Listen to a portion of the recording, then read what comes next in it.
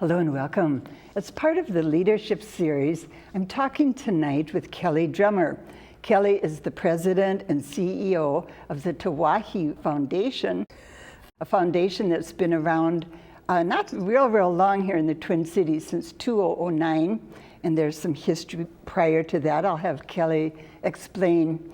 It's a foundation that has the mission of really preserving American Indian culture, helping with economic self-sufficiency, lots of wonderful good things. We're going to talk first a little bit about the foundation and then Kelly's life, and then some of the cultural important parts of the Native American culture that are unique, and I think the foundation is concerned about preserving. So it will be a packed show. Welcome, Kelly. Thank you so much, Mary, for having me on the show. I really appreciate it. It's a great opportunity to tell our story and our work to the Twin Cities community. As you and I were saying, people are now starting to recognize the name of the foundation, to know more about what you're about, but it's taken a while because it's relatively new in the world of foundations, isn't it? Yeah, so in 1993, Markel Brooks from the Brooks family came to the Twin Cities Indian community and asked, what does the Indian community really want to do, and what's important to the community? And we met for a couple of years, from 1993 to 1996, and we decided that grants directly to our people were going to have the most impact in our community. And these are kind of like micro grants, yes, which is really that was ahead of micro grants time in a sense, isn't it? Yes, I mean, even internationally there was some micro granting happening in the late 80s, but as far as in the United States, we were probably one of the first type of micro grants of its kind, and particularly here in Minnesota, and across the country, we're the only American Indian Community Foundation that is providing micro grants. Oh, really? So we're unique across the country. We're unique internationally as well. So in 1996, we decided to start providing these micro grants, and the Brooks family provided the dollars, the resources, and there was a group of individuals made up of about 8 American Indians in the Twin Cities, elders and some younger folks, that made the decisions on the grants. And so from 1996 till around 2000, we operated in that fashion. So the grants committee made the recommendations, and then made a partnership with Minneapolis Foundation, and they distributed the dollars through this fund that the Brooks family put the resources into. And then in 2000, we had conversations with Grotto Foundation, which was working in Native language work. They were starting to launch a Native language initiative, and it was a perfect fit. And so the Grotto Foundation decided that they would help in the administration piece because it was getting difficult for the Brooks family and Marbrook. And so Grotto took over in 2001. And then from 2001 to 2007, we just really were operating in that same fashion, the grants committee making decisions. And then in 2006, that's when I became involved. We received some dollars from the Kellogg Foundation to look into leadership and how could we strengthen American Indian leadership and philanthropy. And I was going through the Native American Philanthropy Leadership Program, which is a national organization out of Minnesota, but it's they fund nationally, do work around philanthropy nationally. And that's when I decided, okay, well, I think this is something I'm interested in. I always was interested in how we could build a community foundation for the Indian community, and it was a great opportunity. So, and you had gotten your master's in philanthropy and development, yes, right, at St. Yep. Mary's University. Yep. And she got her BA in anthropology. Mm-hmm. So you're a perfect fit for the job, it sounds like, Kelly. Yeah, it was, and it was just a way for me to connect to the community too, to the Indian community here in Minneapolis. I grew up in Minneapolis, and the funds, the grants, the micro grants are specifically to American Indians in the Twin Cities, in the 7-county metro area. So it was an opportunity for me to really connect with the community and have true impact in getting some money out in the areas of culture, education, and economic self-sufficiency. So those are the 3 big things, aren't Yep. they? Culture, economic self-sufficiency, and education. Yes. Mm-hmm. Are they kind of equally focused on by the foundation? You know, we make the grants, we answer to what the community needs are. So I would say in 1996, many of our grants were in economic self-sufficiency. We were funding a lot in down home, payments for, I can't think of it, down payments on homes, computers, transportation, daycare, housing needs, things like that. And now more basic needs. And if you look at our grant making today, we just finished our grant round last week, and we made 10 grants, and 8 of them are in education, 1 in the area of culture, and 1 in the area of economic self-sufficiency. So when you look at how things have changed in 20 years, more in education, less in economic self-sufficiency. And we usually have quite a few grantees in culture. It just depends. So it's kind of the ebb and flow of what the community needs. If there's individuals working on language preservation, or they want to attend ceremony, or there's a grandmother that wants to teach hand drum making, things like that. Those grants will come in, and so it's just answering to what the community needs. Well, that's an ideal way to do it. I read about one of the grantees that had received a grant to put on a powwow at her school, high school, I believe, right? Yes. And what a difference that made for her and the school and her classmates, and via a grant. So yeah. that would fit in the cultural grant niche. Your background, you grew up in Minneapolis. Was life for you as an American Indian girl, did you find there was stigma? Did you find it was tough here in Minneapolis? I know you have written and talked about the disconnectedness that the American Indian people feel. Did you feel it as a young girl? Yeah, so in an urban setting, you almost become invisible because you lose connection to your people, your tribal lands. If you're from South Dakota or northern Minnesota, or we have many individuals, traveling to Minnesota all the way from the Navajo Denai Reservation. So there's when you ever disconnect to your people, you have to find other Indian people that may not have your same languages and customs and all these other tribal identity issues, and you come together. And so when you look at the Minneapolis community, we have the American Indian Center that was established in the late 60s. Which is on Franklin, yes. Right? And then most recently we have Native American Community Development Institute on Franklin, and that's really working on how do we create economic development opportunities, community organizing, civic engagement opportunities, where if you look at the American Indian Center, it's more about social services and how do we help our youth and elders, and really focused on that piece. And so things have changed quite a bit, but that meeting place for urban Indians to connect, to have a relationship with one another. And I think Tiwahe Foundation, our giving these grants to individuals, has created that space for relationship building. And one of the things we have been working on for the past 5 years, is how do we create strong networks of support of urban Indians with tribal communities across Minnesota, and in partnership with other organizations working with leaders in this area. But as urban Indians, we have to figure out ways to connect to one another. Versus if you're on your homelands, you have your families, you have and it's so much tighter, isn't it? And your family of origin, where are they in terms of grandparents and aunts and uncles? Well, my grandparents have passed away. My mother is from St. Paul. She lives here in St. Paul. My father lives in Florida.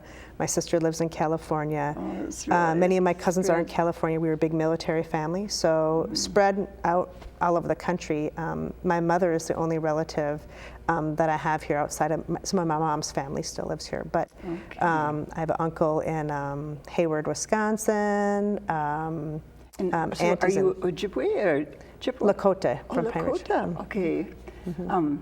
Well, I know some friends I have that are from the Indian Reservation, White Earth, have family here, and it's a long distance, and it gets hard to keep the connection.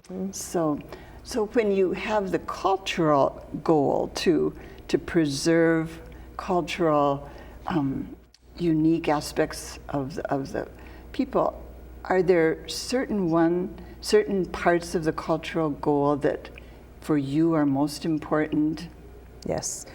In the focus areas of native language, some of our native speakers are passing away that are fluent in the language, like the Dakota language. There's about 5 or 6 fluent Dakota speakers. That's all? Mm-hmm. Wow. So in order to preserve our language, we have to be funding in those areas. And funding in a way that you're not actually funding programs or schools, you're actually funding individuals to start language tables, to help with curriculum, to provide like online resources to learn the language, things like that. I mean, that is kind of where our focus is around culture, has been really around language for many years. And also around art, I mean, preserving Native art, both contemporary artists and more traditional artists, really preserving art. And the other areas around just preserving like traditions like hand drum making, regalia making for powwows, beadwork, things of that nature. That's really been our focus over 20 years.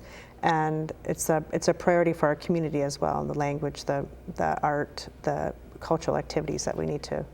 In terms of just a look back on the history with the language, when young kids were sent away to boarding schools and really forced to learn English, am I right? Yes. I mean, that's where things started getting really, really destructive to the language continuing. Yep. And is there any, there's got to be an anger that a lot of the older people have about that loss, that it's got to be hard to deal with. Yes, yes. And there have been language immersion preschools that were, some of the, there were 4 or 5 language immersion preschools here in Minneapolis that were formed about 10 years ago. There's only one that is still operating, and it's through the Alliance of Early Childhood Professionals. But it's called WCHOE. And they, because of funding, I mean, there's a lack of funding for the resources. So if you teach children early, at 2, 3, 4, 5 years old, they're likely to be at least able to speak some Ojibwe or Dakota or Lakota language. And we have a new school, Bedote, and their focus is language. It's a charter school.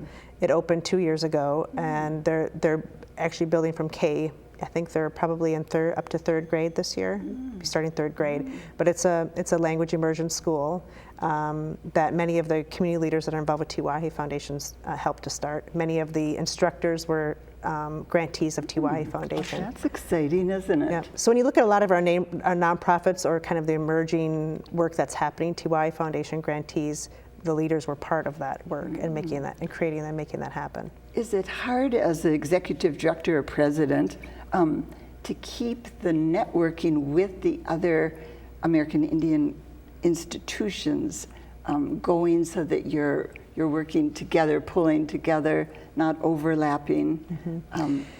It is difficult. There's a group in St. Paul called St. Paul Indians in Action, and it's made up of individuals in the State Department, the Health Department of Minnesota, and Indian nonprofits in St. Paul, and they meet monthly or bi-monthly. And then in Minneapolis, there's a Minneapolis Urban Indian Directors Group that meets with all the other Indian organizations and trying to figure out plans that they can work together, because there's a need for us to work together in order to secure funding. Right. I would think that would, in some ways you're in competition probably with one another. Yes. What about the cultural focus on really relishing and honoring all forms of life? I think that's something we're talking about more in the broader culture. But I think as a group, you've been ahead of us in looking at all life as sacred. Is that something that you can push via grants at all, or is that understood that it's going to keep the thread will keep going through the population? Well, when we were founding Tiwahe Foundation, we actually went through a naming ceremony, and how are we going to define ourselves? And one of the things that we decided is we're going to use our language. Tiwahe means family in Lakota and Dakota language. So the importance of language, the importance of honoring our family, because if you're not honoring your family and working with your family, things become unhealthy. And we have many disparities in our community, which I really don't like to focus on because there's so many. That how are we creating the positive and connecting with our culture, our language, our Mother Earth, our people that our people are healthy and network together, versus all of these other things where when you get into when we're disconnected from our homelands, when we're disconnected from the water, the earth, the animals, our spirits, that's when things become unhealthy. And for many years we've had that disconnection through boarding schools, through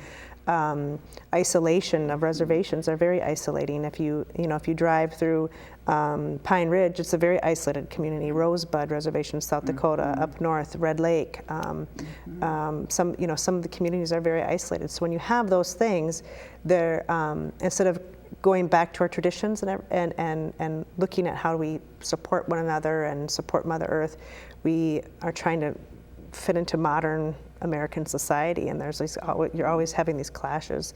But when you go back to your roots and how you're supposed to be living in this world, things become a much better place for everybody, not only for Indian people but for everybody. So Tiwahe Foundation is constantly trying to bring back our culture, bring back our ways, and that's at the core of our work. We look at our values as having an indigenous worldview. So not only because we can't just focus on our tribal communities, we have to focus on all our indigenous people across the world, because we've all been isolated. It's been a strategy to assimilate, to keep people apart. Anthropology coming through, right? But that's so true. I mean, isolation exists across the globe, and that's one reason we're having so many problems, right?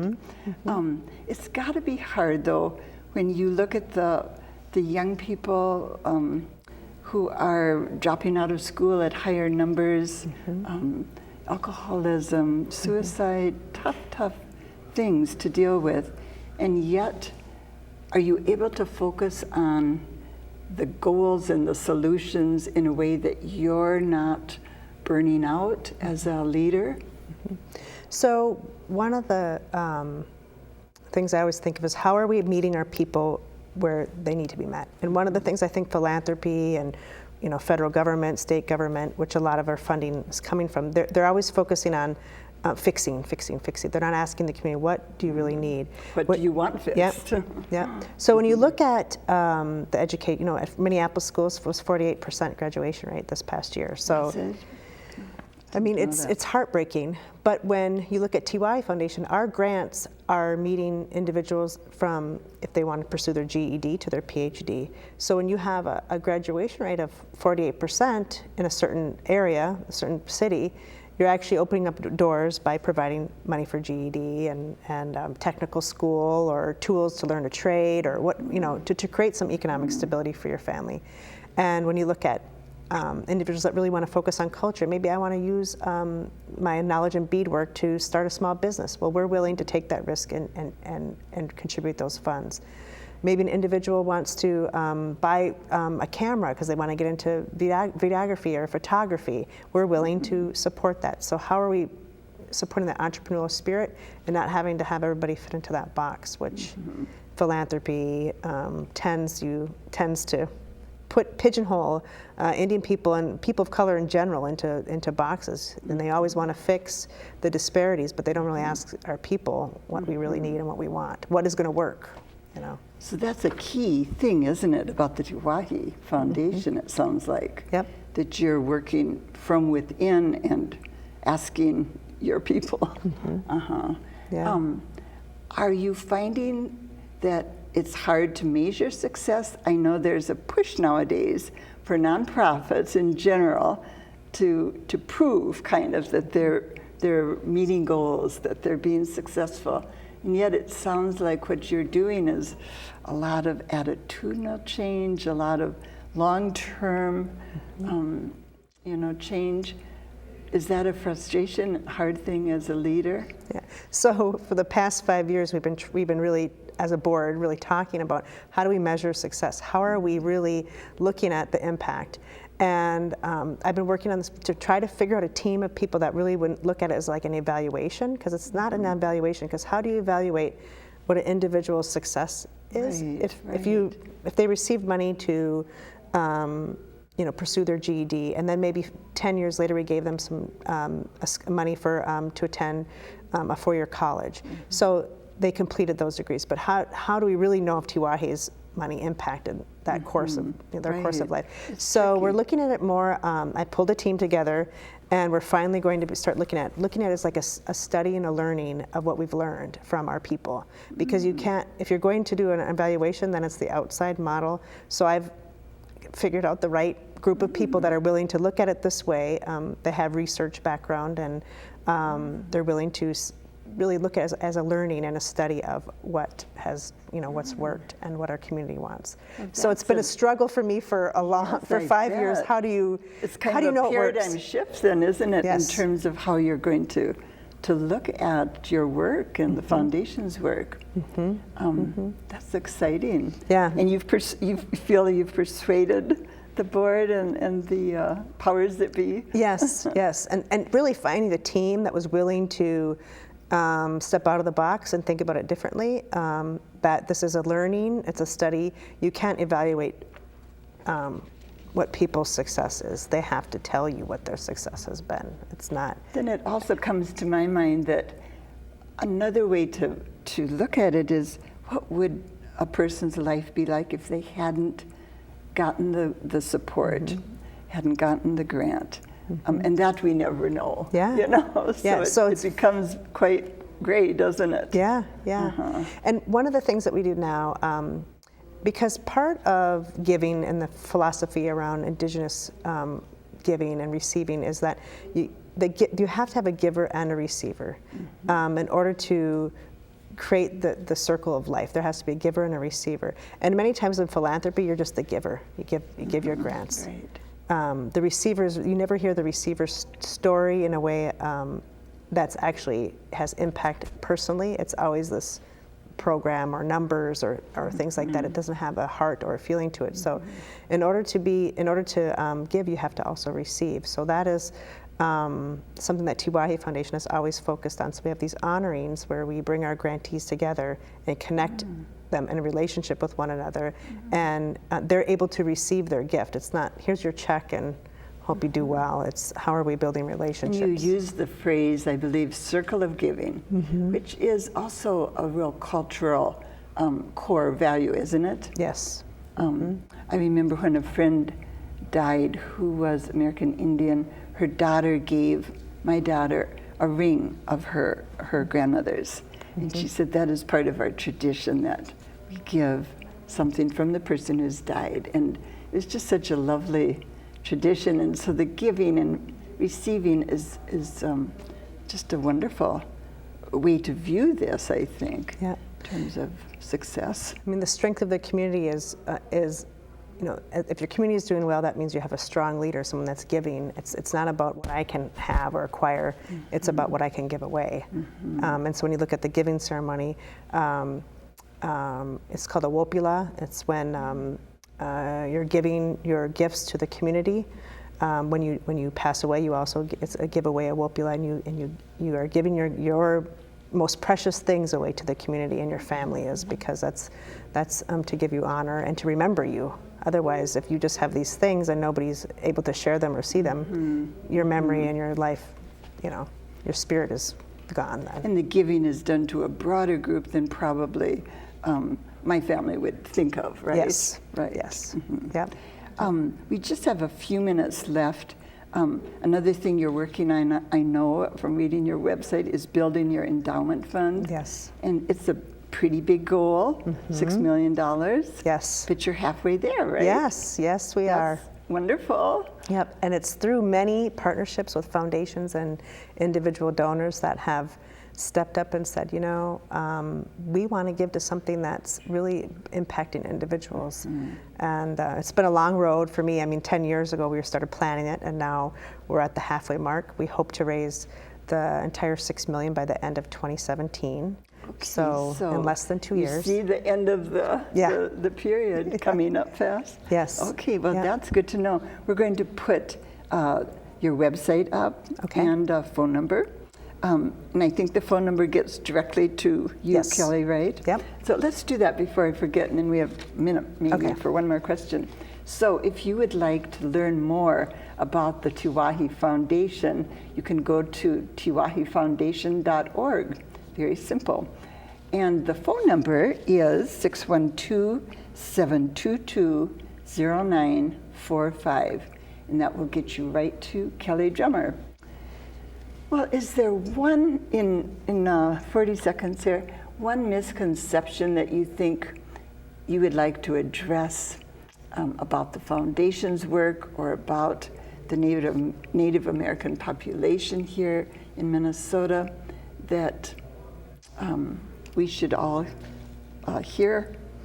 I think that the idea that we're unable to do things for ourselves, I mean, that we need outside help or we need to be evaluated, it's how are we are able to do these things ourselves, and it's empowerment of our community that is going to help us in the future. It's not necessarily always having to come from the outside. We have it within our community to really build something great, and I think Tiwahe Foundation has over 800 people we funded. We have lots of great partners.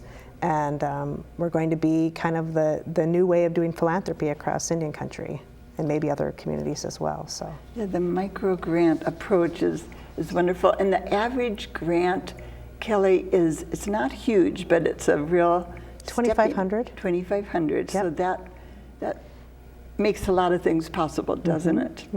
And yet people can't lean on it so hard that they're going to just relax, right? Yeah, yeah. It's great seed money. Yes. Is that a way to view it? Well, thank you so much for coming down and telling us about your wonderful foundation. I'm so impressed, and I thought your website was great too. It really, I encourage you to look at it to learn more, because we've covered a lot, but there's a lot more to learn. Thank you again. Thank you. And thank you for being with us. I'll be back again next week. Until then, have a good week.